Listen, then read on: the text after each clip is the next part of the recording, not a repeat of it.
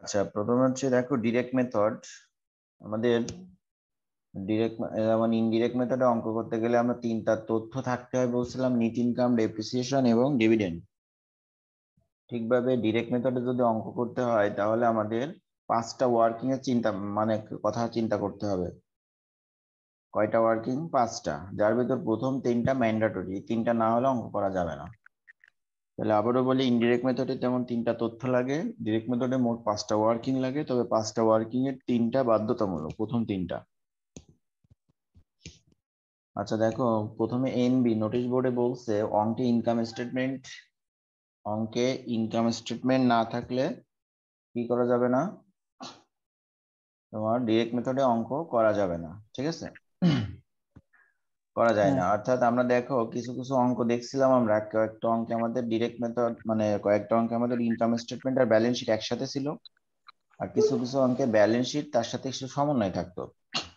অর্থাৎ যে অঙ্কগুলো ইনকাম স্টেটমেন্ট আছে এইটা ছাড়া আমাদের ডিরেক্ট মেথডে অঙ্ক করা যাবে না। ক্লিয়ার কথা? যাবে না। জি ভাই। হ্যাঁ। আচ্ছা, তাহলে এখন আমরা খেয়াল করি আমাদের ডিরেক্ট মেথডে কি কি ওয়ার্কিংস আছে, আমরা একটু ওয়ার্কিং গুলো দেখবো। আচ্ছা, প্রথমে দেখো নাম্বার 1-এ আমাদের বলছে ক্যাশ রিসিভ ফ্রম কাস্টমার বা অ্যাকাউন্ট রিসিভেবল। দেনাদারের নিকট থেকে টাকা পাওয়ার জন্য ওয়ার্কিং করতে হবে। প্রসেনজিৎ, তুমি মিউট থাকো, শব্দ হচ্ছে। আচ্ছা, তাহলে ক্যাশ রিসিভ ফ্রম কাস্টমার বা অ্যাকাউন্ট রিসিভেবল, প্রথম ওয়ার্কিং হচ্ছে এটা। তো এটাই আমাদের প্রথমে বসবে হচ্ছে সেলস। দেখো, সেলস এর সাথে সম্পর্ক অ্যাকাউন্ট রিসিভেবলের। তো অ্যাকাউন্ট রিসিভেবল ইনক্রিজ হলে মাইনাস, ডিক্রিজ হলে প্লাস হবে।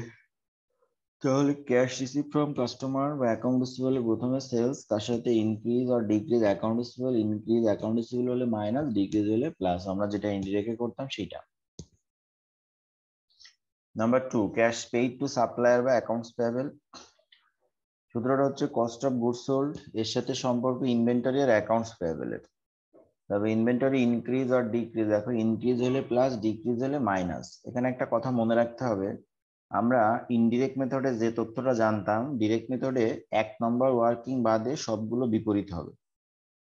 আবার বলি, ইনডিরেক্ট মেথডে আমরা যেটা জানতাম যে বৃদ্ধি পাইলে যোগ হবে, কমলে মাইনাস হবে, বা ওখানে বাড়লে মাইনাস, কমলে প্লাস, ওইখানে যা জানতাম এন্ট্রি গুলো এখানে তার বিপরীত হবে, শুধুমাত্র 1 নম্বর ওয়ার্কিং বাদে। তো দেখো, ইনক্রিজ আর decrease in inventory, current asset ছিল, এটা কারেন্ট অ্যাসেট ইনক্রিজ হলে ওই ক্ষেত্রে আমরা মাইনাস করতাম, বাট এখানে প্লাস করা, আর ডিক্রিজ হলে আমরা প্লাস করতাম, কিন্তু এখানে মাইনাস করা। সেম ভাবে দেখো অ্যাকাউন্টস পেয়েবল, এটা একটা চলতি দায় ইনক্রিজ হলে আমরা প্লাস করতাম, কিন্তু এখানে মাইনাস, ডিক্রিজ হলে মাইনাস করতাম, এখানে প্লাস, বিপরীত। Number 3, cash paid for operating expense. এটা সূত্র হচ্ছে অপারেটিং এক্সপেন্স লেস ডেপ্রিসিয়েশন। এখানে একটা কথা বলা আছে যে যদি অপারেটিং এক্সপেন্সের ভিতর ডেপ্রিসিয়েশন ইনক্লুড থাকে বা অন্তর্ভুক্ত থাকে, মনে করো অপারেটিং এক্সপেন্স 10,000 টাকা, তার ভিতর অবচয় টাকাও আছে 2,000 টাকা, এ ধরনের যদি যোগ করা থাকে তাহলে সেক্ষেত্রে অবশ্যই বাদ যাবে না, যদি অবশ্যই ওর ভিতর যোগ করা না থাকে তাহলে বাদ যাবে না। আচ্ছা, এর সাথে দেখো আর কি কি আসে, প্রিপেড এক্সপেন্স আসে আর অ্যাক্রুড এক্সপেন্স পেয়াবেল আসে। তো এগুলো ঠিক একইভাবে আমরা ইনডিরেক্ট মেথডে যা করতাম এখানে তার বিপরীত। প্রিপেড এক্সপেন্স কারেন্ট অ্যাসেট, এটা ইনক্রিজ হলে মাইনাস করতাম, বাট এখানে প্লাস, ডিক্রিজ হলে প্লাস করতাম, এখানে minus. Increase decrease in accrued expense payable, same ভাবে অ্যাক্রুড এক্সপেন্স পেয়াবেল দায় ছিল, দায় ইনক্রিজ হলে প্লাস করতাম, এখানে মাইনাস, ডিক্রিজ হলে মাইনাস করতাম, এখানে প্লাস। এবং নোটিশ বোর্ড দিয়েও যেটা কথাটা আমি বলছিলাম, দেখো প্রথম ওয়ার্কিংস বাদে বাকি ওয়ার্কিং গুলো ইনডিরেক্ট মেথডের উল্টো বা বিপরীত হবে। এই 3টা ওয়ার্কিং তোমাকে জানতেই হবে ডিরেক্ট মেথড অঙ্ক করতে গেলে। এবং এই 3টা ওয়ার্কিং এর ম্যাক্সিমাম ক্ষেত্রে 2 নাম্বার আর 3 নাম্বার দিয়ে 4 মার্কের অঙ্ক আসে। 4 মার্কের অঙ্ক যদি ডিরেক্ট মেথড থেকে আসে তাহলে এই দুইটার ভিতর দিয়ে 4 মার্কের অঙ্ক আসে। তো সবাই কি 3টা ওয়ার্কিং সম্পর্কে ক্লিয়ার? হ্যাঁ ভাইয়া ক্লিয়ার। তো যাদের স্ক্রিনশট লাগবে নিয়ে নাও, পরের পেজে যাব। হ্যাঁ ভাইয়া হয়ে গেছে। এই 3টা ম্যান্ডেটরি, এটা সবার দেখতে হবে। নাম্বার 4 এবং 5 এটা অপশনাল, অঙ্কে থাকলে আসবে, না থাকলে আসবে না। আমি একসাথেই দেখা দিচ্ছি, দেখো তো cash paid for interest expense আর হচ্ছে cash paid for income tax expense, এগুলো সহজই আছে। এক্সপেন্সের সাথে পেয়াবেল গুলো যোগ করতে হবে বা বাদ দিতে হবে, অর্থাৎ এই cash paid for interest expense থাকবে, যেহেতু আমি বলছি ইনকাম স্টেটমেন্ট ছাড়া অঙ্ক করা যায় না, তো ইনকাম স্টেটমেন্টে ইন্টারেস্ট এক্সপেন্সটা থাকবে। এবার এর সাথে ইন্টারেস্ট পেয়াবেল, এটা যদি আমাদের ব্যালেন্স শিটে থাকে, ইনক্রিজ হলে মাইনাস হবে আর ডিক্রিজ হলে প্লাস হবে, এই উল্টো যেটা আমরা জানতাম তার উল্টো। তারপরে দেখো ইনকাম ট্যাক্সটাও সেম ভাবে, ইনকাম ট্যাক্স এর সাথে ইনক্রিজ আর decrease in income tax expense payable, increase হলে মাইনাস, ডিক্রিজ হলে প্লাস। এই দুইটা যদি না না থাকে তথ্য আসবে না, থাকলে আসবে। প্রথম তিনটা ম্যান্ডেটরি। এবার দেখো 1 নম্বর বলছে নোটিশ বোর্ডে এক্সক্লুডিং ডেপ্রিসিয়েশন থাকলে অপারেটিং এক্সপেন্স থেকে ডেপ্রিসিয়েশন বাদ দেওয়া লাগে না। আমি যে কথাটা বলেছিলাম যে আমাদের 3 নম্বর ওয়ার্কিং এ ডেপ্রিসিয়েশন ভাইয়া এগুলা কি করাচ্ছেন? এগুলো ডিরেক্ট মেথডের নিয়ম শেখাচ্ছি। ভাই একটু আগে যে পৃষ্ঠাটা একটু যা দেন। যাচ্ছি, ওয়েট করো।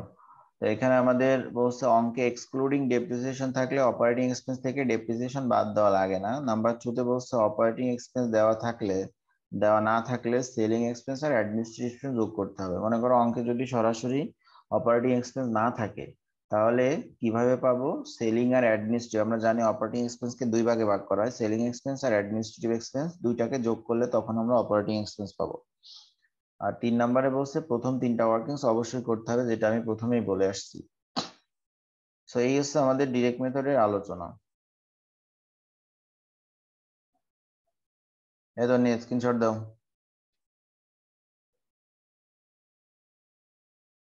নিছি, এবার ওইটা দেন।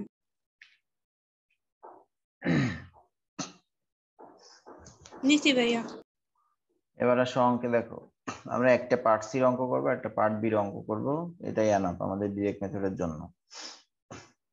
You have been supplied with the following financial statement of Toshiba Company Limited. Prepare a cash flow statement at December 31, 2014 using direct method. 2014 সালে লাস্ট আসছে, এরপরে আর আসেনি এখনো ডিরেক্ট মেথডে। এখানে দেখো 13 সাল 14 সাল দেওয়া আছে। অ্যাজ ইউজুয়াল প্রথমেই আমরা বলছি যে আমাদের ডিরেক্ট মেথডে অঙ্ক করতে গেলে মাস্ট কি থাকতে হবে? ইনকাম স্টেটমেন্ট, যেখানে এখানে ইনকাম স্টেটমেন্ট কিন্তু দেওয়া আছে। আচ্ছা, এরপরে দেখো কিছু সমাজ ইউজুয়াল সমন্বয় যেগুলো থাকে, মাত্র 3টা সমন্বয় আছে। তো এই তথ্যগুলো থেকে আমাদেরকে বলছে ডিরেক্ট মেথডে অঙ্ক করতে। ডিরেক্ট মেথডে অঙ্ক করতে গেলে প্রথমে 3টা ওয়ার্কিংস অবশ্যই করতে হবে বলছি।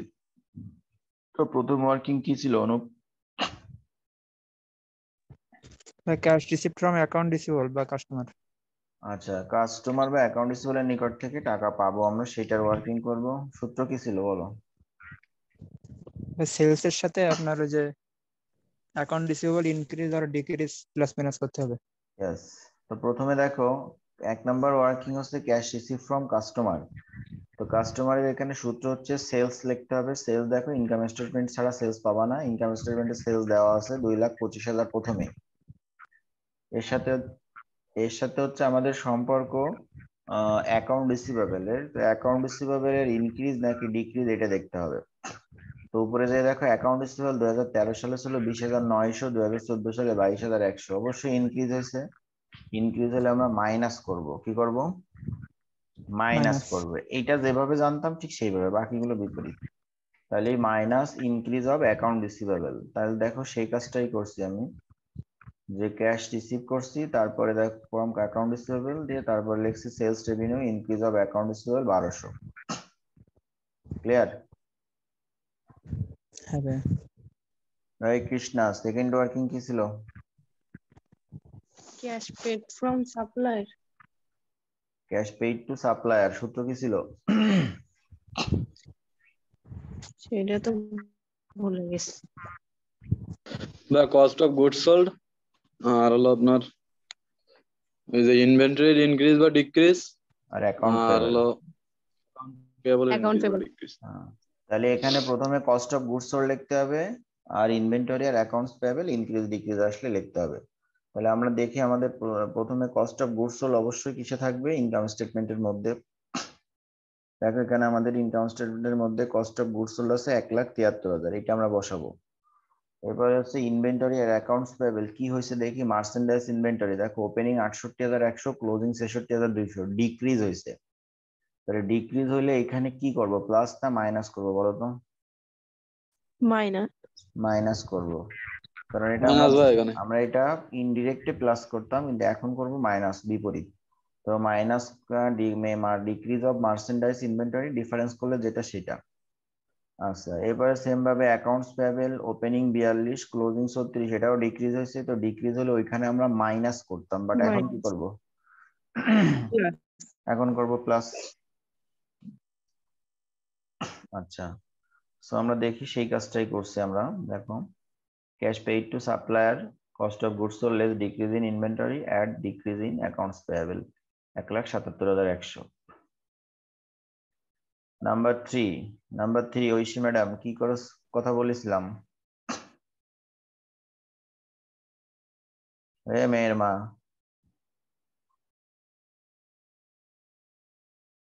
জি ভাইয়া। মেয়ের মা বলো কি বলেছিলাম? ভাইয়া 3 নাম্বার ওয়ার্কিং, হ্যাঁ 3 নাম্বার হলো cash paid for operating expense না? Yes, cash paid for operating expense, ধন্যবাদ।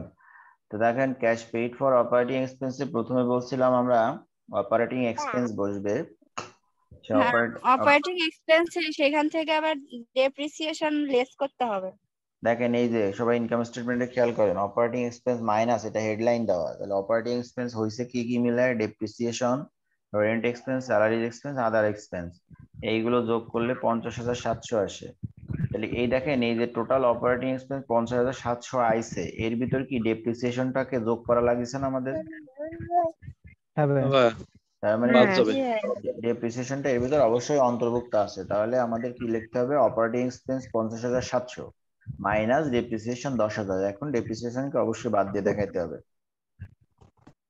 দিলাম, দেওয়ার পরে এর সাথে আমাদের কারে যোগ বিয়োগ করতে হয়, প্রিপেইড রেন্ট আর কি, অ্যাকোয়ার্ড এক্সপেন্স ভাই। মানে অ্যাকোয়ার্ড প্রিপেইড এক্সপেন্স আর অ্যাক্রুড এক্সপেন্স পেয়াবেল, এই তো। তো এখানে দেখো প্রিপেইড রেন্ট ওপেনিং ছিল 700, ক্লোজিং 400, ডিক্রিজ হলে প্লাস করতাম, এখন করব মাইনাস, তাই তো? জি ভাই। আর এখানে স্যালারিজ পেয়াবেল, এটা হচ্ছে খরচের বকেয়া, 2,000 ছিল 4,000 বৃদ্ধি পাইছে, ইনক্রিজ হলে প্লাস করতাম, কিন্তু এখন করব মাইনাস, তাই তো? জি ভাই। হ্যাঁ ভাই। তাহলে দেখেন আমরা সেই কাজটাই করছি।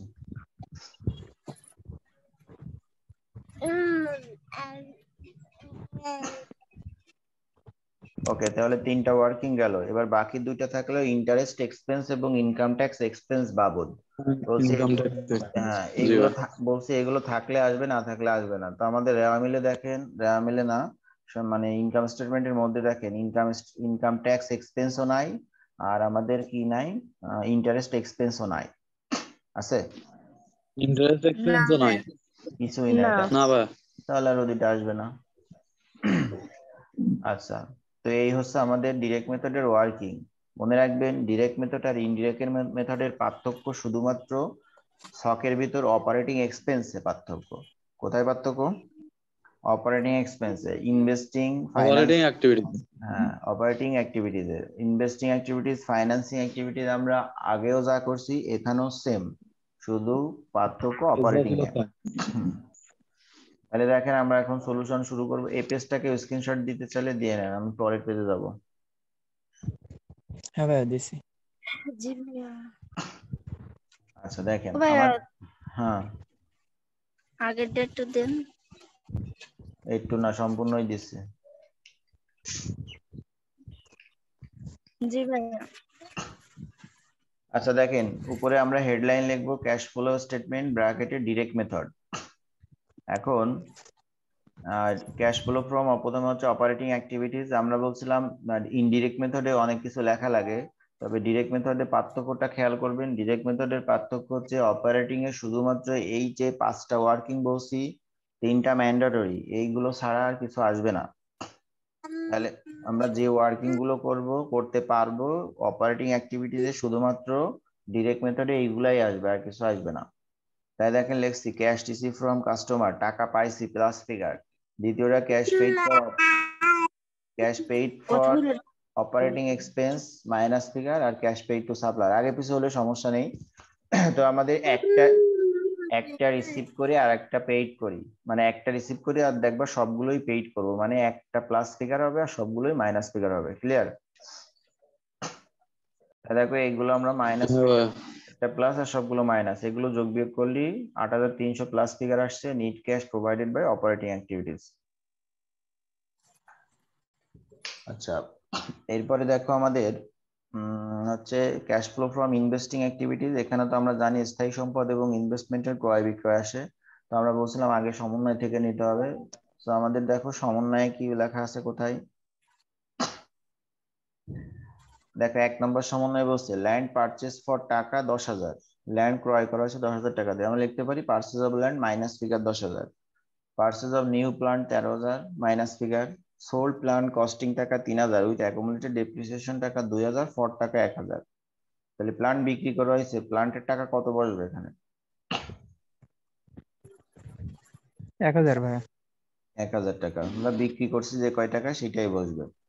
তাহলে তিনটা সমন্বয় ছিল, ক্রয় বিক্রয় নিলাম। এখন আমরা ব্যালেন্স শিট খেয়াল করব যে ল্যান্ড এবং আমাদের কি হচ্ছে প্লান্ট, ল্যান্ড এবং প্লান্ট এই দুইটা নিয়ে আমরা কাজ করছি, যেখানে ল্যান্ড ক্রয় করেছি আর প্লান্ট ক্রয়ও করছি বিক্রয় করছি।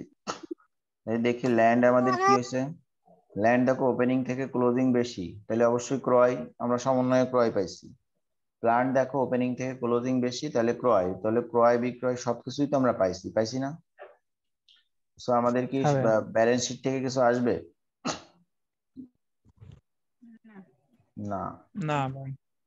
ওকে, তাহলে দেখো এইগুলাই আসছে আমাদের। প্লাস মাইনাস করে 22,000 টাকা মাইনাস ফিগারটাকে net cash used by investing activity, এখানে ইউজ ফর্ম হয়ে গেছে, বাই ইউজ করবা, net cash used by investing activities. আচ্ছা, লাস্ট অ্যাক্টিভিটিস হচ্ছে ফাইন্যান্সিং। ফাইন্যান্সিং এ আমরা সাধারণত ইনডিরেক্ট মেথডে বলছিলাম পেইড ডিভিডেন্ড আসে। তো পেইড ডিভিডেন্ড না থাকলে ডিরেক্টে ওটা কোনো সমস্যা না, এটা কোনো ওয়ার্কিং করে ম্যান্ডেটরি বের করার দরকার নেই। তো এখানে আমাদের দেখো কমন স্টকের ইস্যু সমন্বয়ে ছিল না, এটা আমরা সমন্বয়ে পাইনি। ব্যালেন্স শিটে লেখা দেখো ক্যাপিটাল স্টক 1,00,000 টাকা ওপেনিং, ও তো কথা বলবে, তুমি মিউট করে থাকো, তোমার যখন ডাকবানি তখন কথা বলবে না।